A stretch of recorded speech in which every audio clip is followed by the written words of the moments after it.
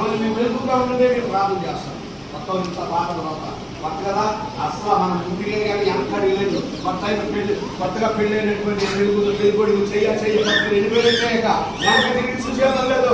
అలాగే నేను ప్రార్థన చేస్తున్నట్టుగా ఆ చేపలు చేసినాడు ఎవరైతే ఉన్నాడు వాడు నాకు బాగా తెలిసినాడు. ఆయన ఏమన్నాడంట, ఏమైనా బతికే పెళ్లి వచ్చాక ఎవరిగా చేసిందని నేను ఆటకపోయానంట. ఆడు చేసాడా, ఆడు ఏం చేయాలని చెప్పాడు. కానీ నాకు చేసాడండి. నాకు చేస్తే నేను మామూలు బాధపడుతున్నాను.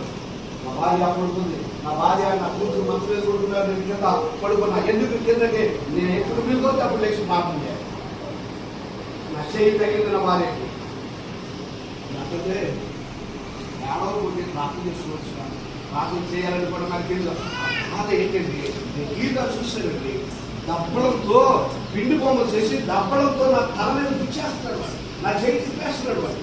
అంటే ఆ పిండి బొమ్మలు